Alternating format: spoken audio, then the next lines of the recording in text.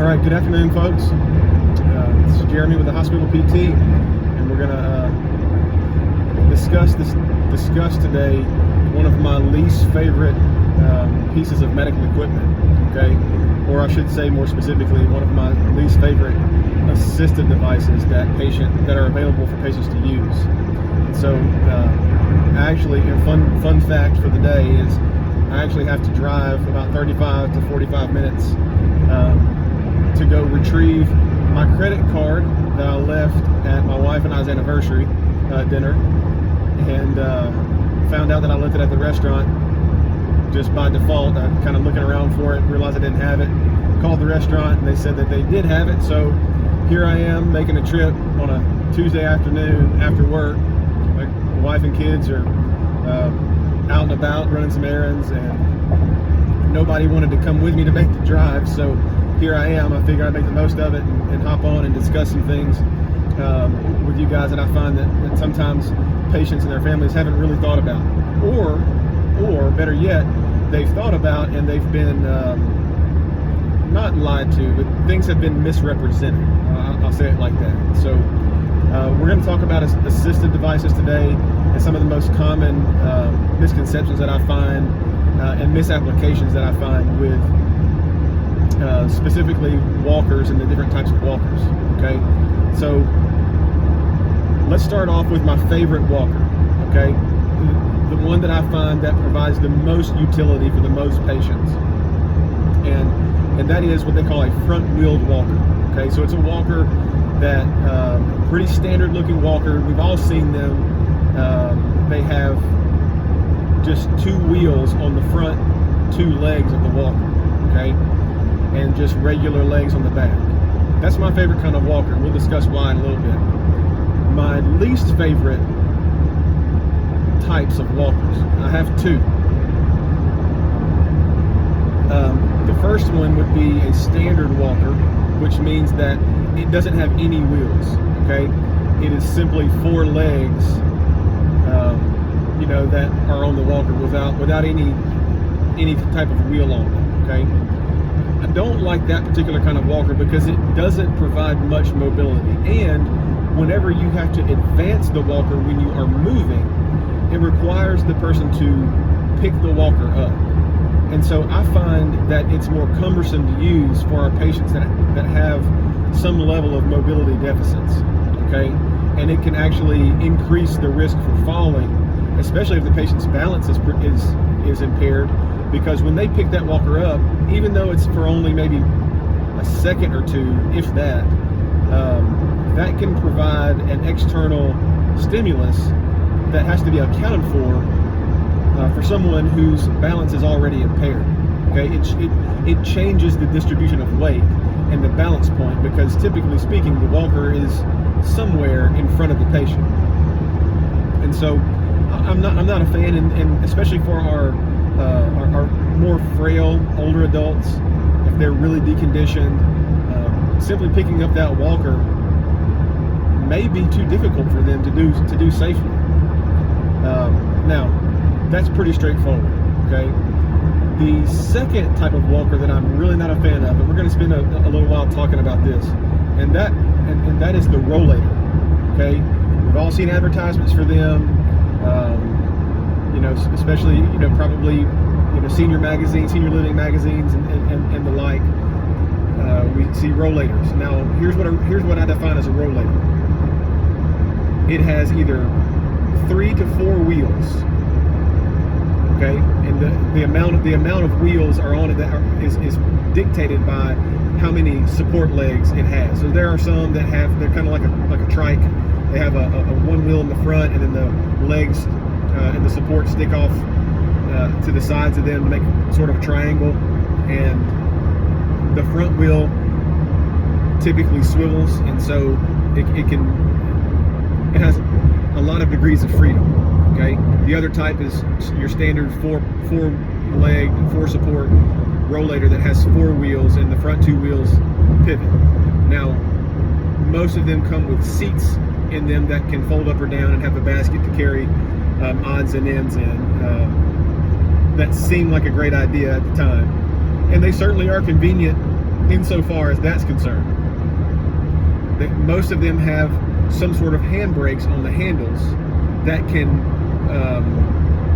be used temporarily by squeezing, or if you press them down and into a lock position, it's supposed to lock the wheels.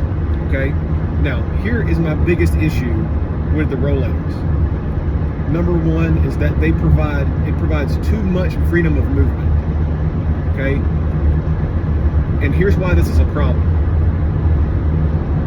When someone is using a rollator, and maybe the best way to describe this would be by using an example of how a patient would operate using one in the home. So patient's moving with one, and they go into the kitchen and they need to get a plate out of the cabinet. And the cabinet is overhead. Okay, so they walk up to the counter, to the appropriate cabinet where they need to access the plates. They squeeze the brake on one side, and they lift their arm with the other arm, their free arm, to open the cabinet door and reach up to get a plate. Pretty common thing that would have to be done at home during the day. The problem is when you only squeeze one handle, it only locks the side that's squeezed. It doesn't lock both wheels. And that provides an opportunity for the walker to then pivot out of the way of the patient. And that unexpected movement can cause a sudden jerk or change in position for the patient and increase the likelihood for falling. Okay, I know that because when I did home health therapy, that is the exact situation that one of my patients experienced. In addition to that, I have patients and their families say, whenever I cover this with them, they say, "Oh yes, that has happened to me." Maybe they didn't fall, but it was a near fall, what we call a near miss, so to speak. Now, the other part about that is that sometimes the brakes on these Rollators over time loosen, kind of like brakes on a bicycle, okay? Because they use the same mechanism. It's kind of a cable slide mechanism that uses a little kind of a bracket that whenever you squeeze the brake, the bracket swings down and contacts the wheel and prevents the wheel from spinning.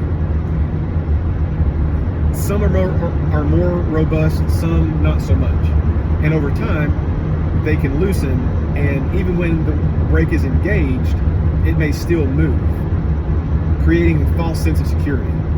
Okay, now that's some specifics as far as the Rollator is concerned.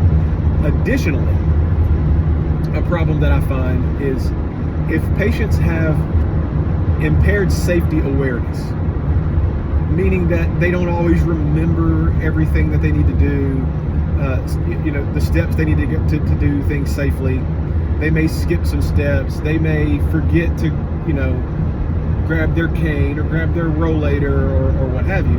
And when they do grab it, for instance, if they grab the Rollator, if they go to stand up with their hands on the Rollator and the Rollator isn't locked, typically they're going to apply some sort of force through the handle when they try to get up. And if the Rollator is not locked, it is going to roll either towards them or to the side, or depending on the type of pressure they put through it.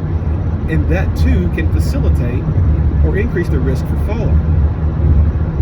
And so there are too many variables when it comes to the safe use of a Rollator to account for me to recommend them to feel good about recommending them for every patient that has mobility deficits.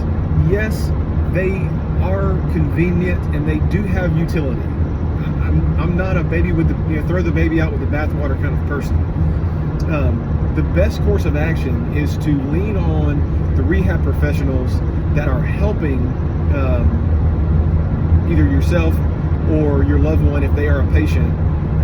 Lean on the rehab professionals and ask them their opinion on what the safest assistive device would be for you or your loved one to use. Many, many times I have stopped the patient from using a Rollator because they could not use it safely, or it left too many variables to account for them to use it safely given the impairments that they had at that time. And so it's all contextual. But as a general rule, I recommend against using a rollator. Okay, for all of those reasons. Additionally, I feel like I have to say this because there's a label on the rollators that indicate this, and I see them used this way all the time, even in the hospital. The seat that is there on the rollator is not meant to be used as a surrogate wheelchair.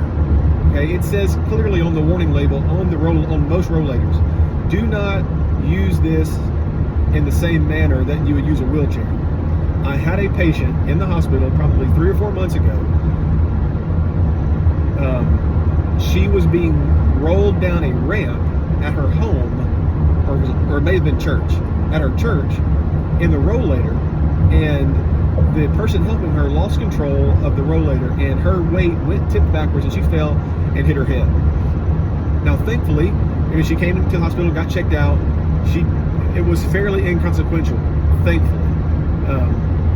But she wasn't on any, blood thinners or anything like that would have made her prone to having a brain bleed or something of the like. She was, beat up and bruised up, and it very well could have turned into a brain bleed, a fracture of some sort in her neck or her back or what have you.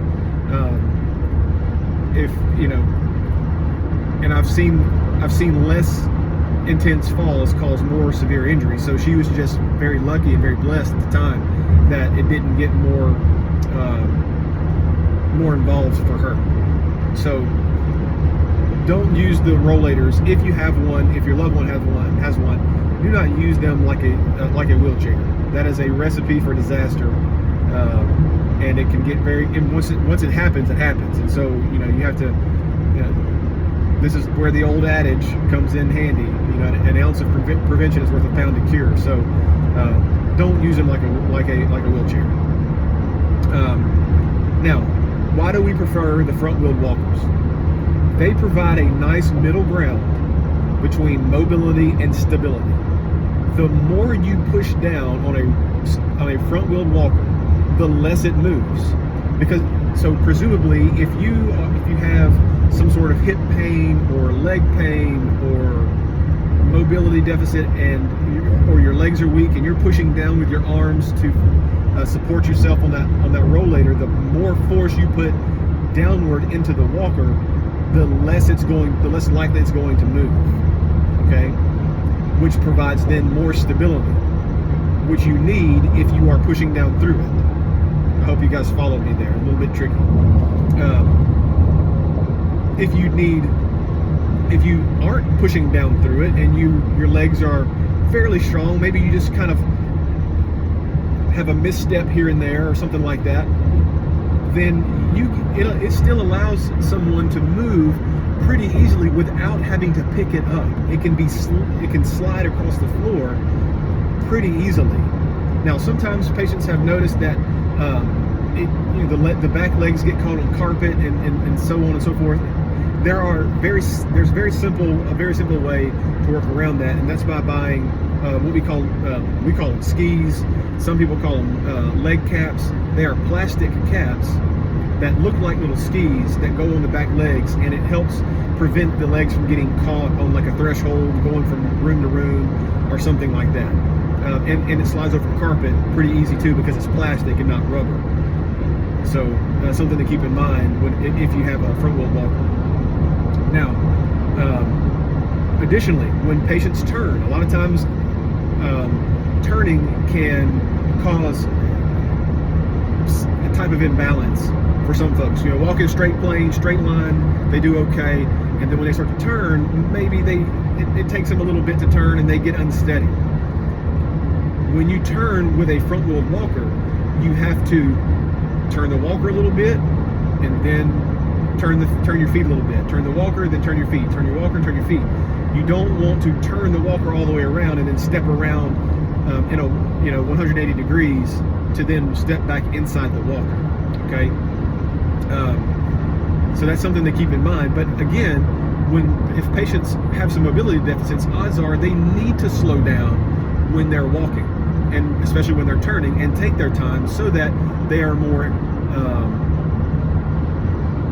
they're more intentional about how they're moving. It kind of makes them become more intentional.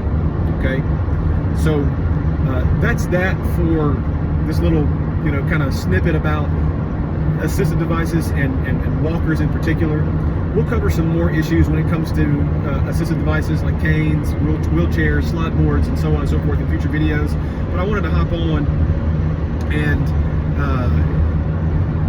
just make you guys aware that, yes, the Rollators look nice, they're marketed real well, and there is an appropriate use for them, but a lot of times, many times, I find them being used for patients that probably should use a front-wheeled walker to improve their safety. Okay, so again, I'm not going to try to sit here and overstep my bounds, and especially if you are linked up to a physical therapist or occupational therapist that has cleared you to use your rollator, by all means use it. But if this is something that you haven't thought about, hopefully this video helps you a little bit and gives you some information on purchasing assistive equipment for yourself or your loved one. So hope this helps guys, and we'll see you again in the next video soon. Remember, you can't go wrong getting strong. If you have any assistive device questions, leave them in the comments. I'll do my best to address them accordingly. Okay? Until next time, you guys take care.